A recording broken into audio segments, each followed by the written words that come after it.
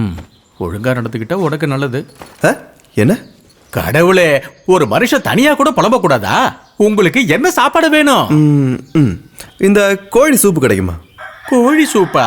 ஆ, mutton blood roast. Mutton இங்க பாருப்பா, இதெல்லாம் நீ சொல்லிதான் நான் கேள்விப்படுறேன். இப்படிலாம் ஒண்ணு இருக்கா? இது எங்க மார்ஷல் ஆர்ட்ஸ் ட்ரைனர்ஸோட மெனு. இது வரைக்கும் நீங்க கேள்வி கூட பட்டிருக்க மாட்டீங்க. பிரச்சனை இல்லை, நான் மேனேஜ் பண்ணிக்கிறேன்.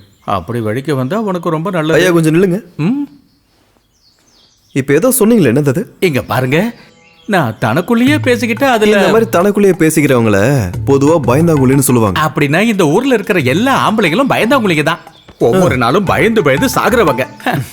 அட கடவுளே, பெருசா ஒண்ணும் இல்ல.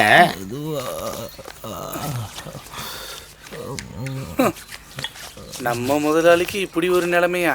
என்னைக்குதான் அவருக்கு நல்ல காலம் இருந்துச்சு. இருந்தாலும் நமக்கு எதிரா இப்படி ஒருத்தனை இறக்குவாங்கன்னு நான் எதிர்பார்க்கவே இல்லப்பா.